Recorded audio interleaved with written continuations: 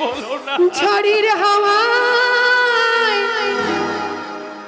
ছিন্ন পাতায় কোথা হতে কোথা উড়ে যায়। লিখেছি নিয়তি কার কপালে কি সে তো কেউ জানি না।